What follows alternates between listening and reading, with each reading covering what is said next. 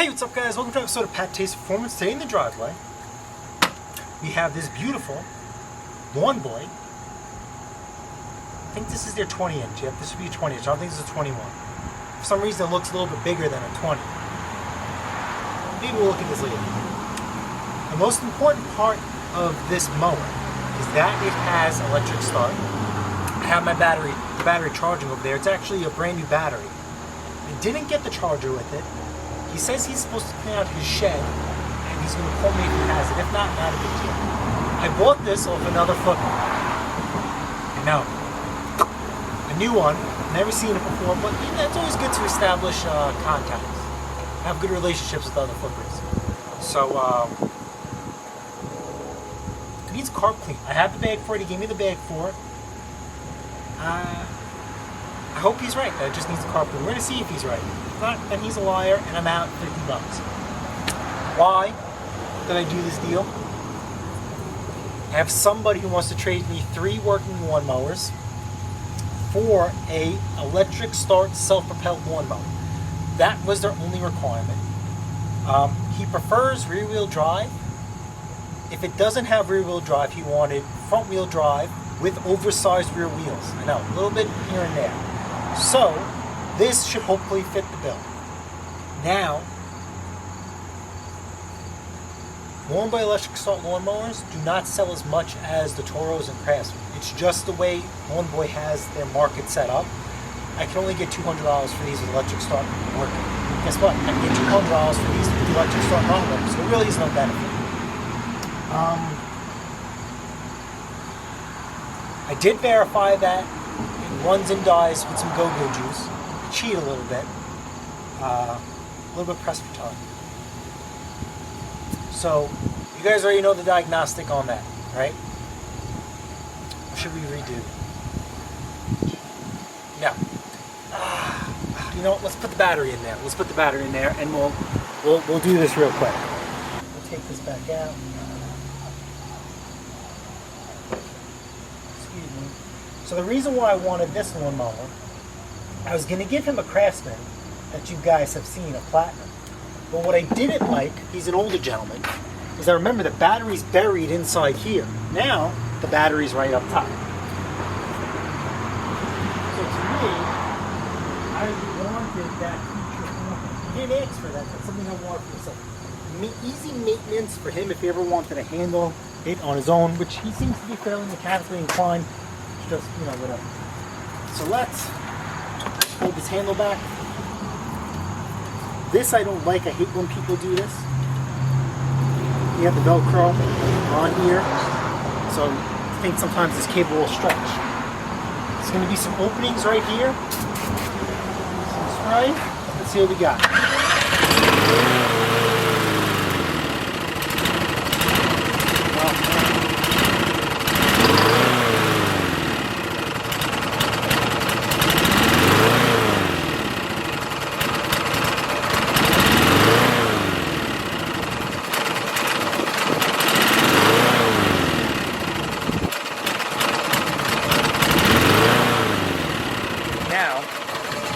Remember I said I diagnosed this. I actually threw some seafoam in it and I tried.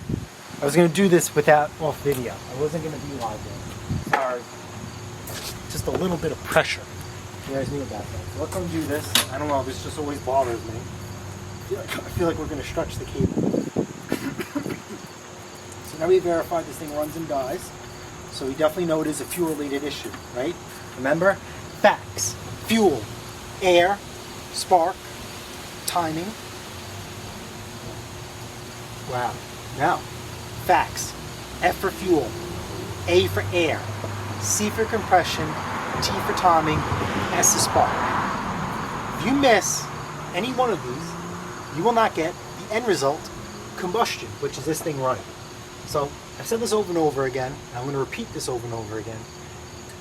There's no need to go through all these crazy steps to make sure each and every component is running. You spray this thing with go-go juice, confirmed fuel, it's there, it runs when it's there, confirmed compression, confirmed timing, confirmed spark. Wouldn't run if it had no spark. Seems pretty simple to me. We need to draw that out. Because I'm trading this mower in, I'm not going to do this quick and dirty. We're actually going to take this apart. And you know what? I made a booby. What's the one thing I didn't do? Well, let's see if this gas is still good. It smells alright. What about the oil?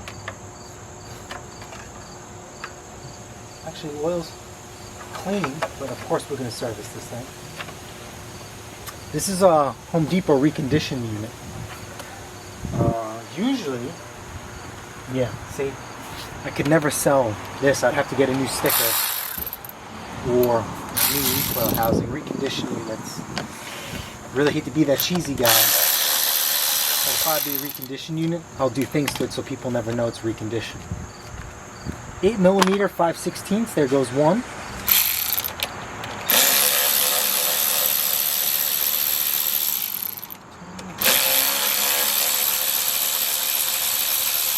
It actually looks pretty clean for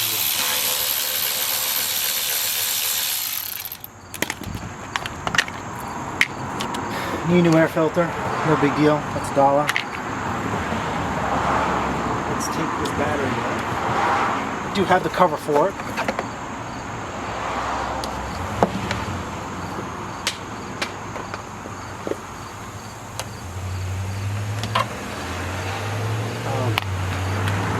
This is the auto choke mower. You know what? Let's see if we can cheat a little bit then. We're going to cheat. Sorry. I'm changing my mind.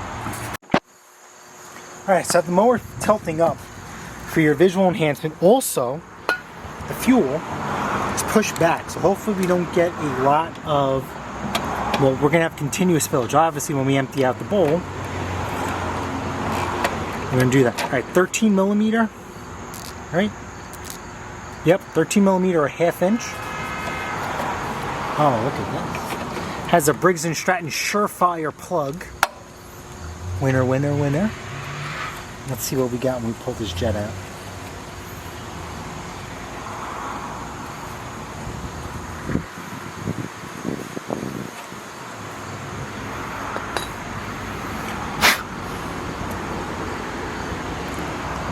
Actually, I just blew that jet out. It's pretty clean in here.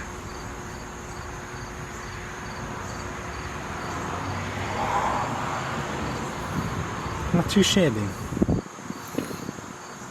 We're gonna get our torch tip cleaners, just to make sure. I'm just gonna run this through. That's good. Let's see what happens when we crack this bowl. Honestly, it's not that bad. Just a little bit. Just a little bit. Float's not stuck. Same thing. Run it right up the keister.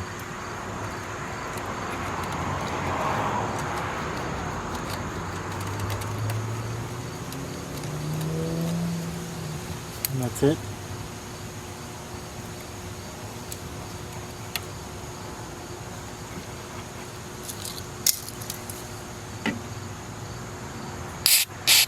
Yep.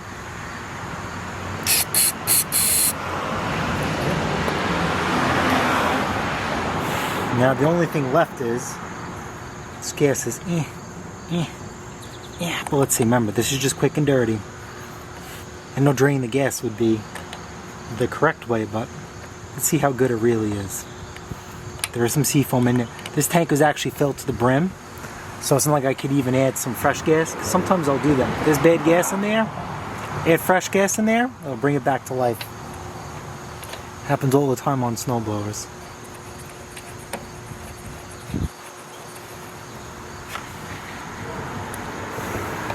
What do you guys think? I think quick and dirty is going to work. I think so. Look at that. I saved myself some time. Or even like a half hour in the ultrasonic cleaner if I wanted to.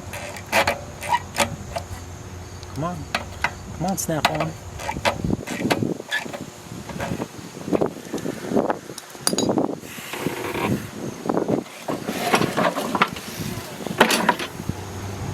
What do you guys think? chicken dinner? I'll leave you guys right here. Let's hook up the battery. Because you know what? I actually thought electric start used to be a gimmick. If it's a good lawnmower, it'll start on the first pull. I don't care if it starts on the first pull. Electric start's very, very nice. Let's see what we got.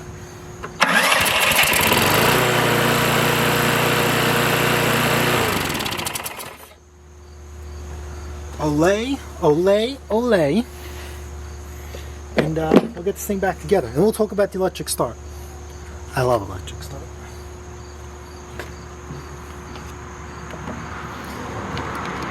Believe it or not, one of the lawnmowers that I'm getting from him, thinking about keeping, but I might have to do some modifications.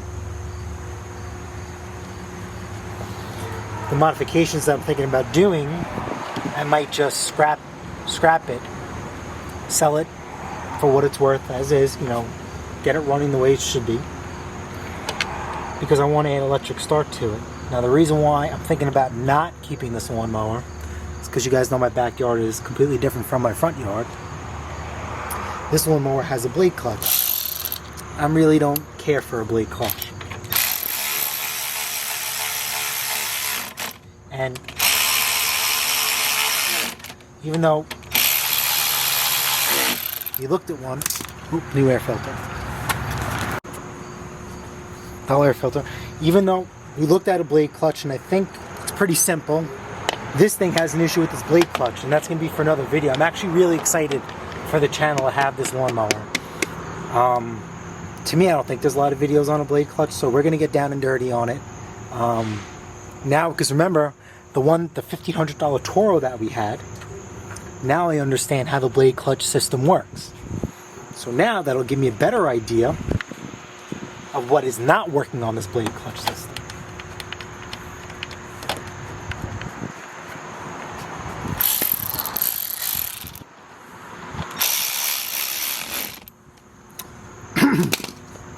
Alrighty. Yeah, let's take a look at the electric start system on this. This is my favorite electric start system ever, because it's so simple and everything is right there. Alright? Obviously, this is our starter. Remember, there's a white gear inside there that you have to free up if it's ever stuck, but this is my favorite part right here. Right here.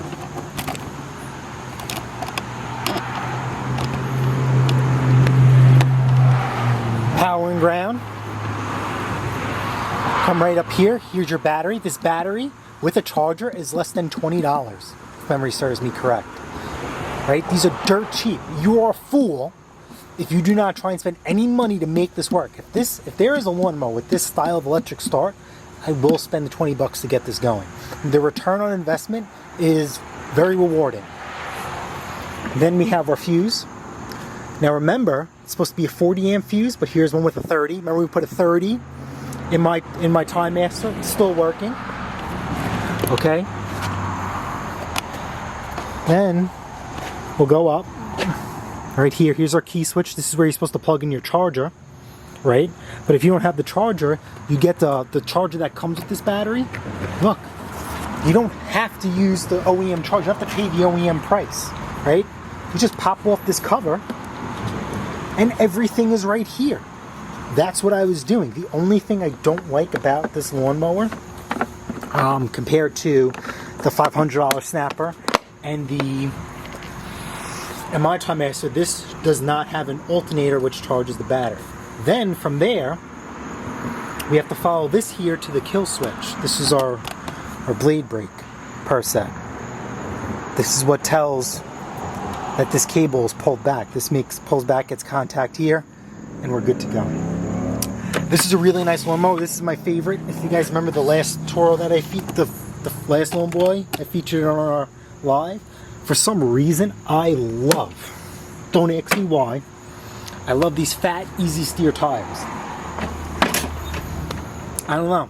Is it a gimmick? Who knows? But I really, really enjoy it. Now, because I am trading this in to somebody, we will recondition the blade, see what kind of blade it's got. It's got the Toro Atomic blade, looks to be in good shape, and that's it. Alright, let me get this thing serviced.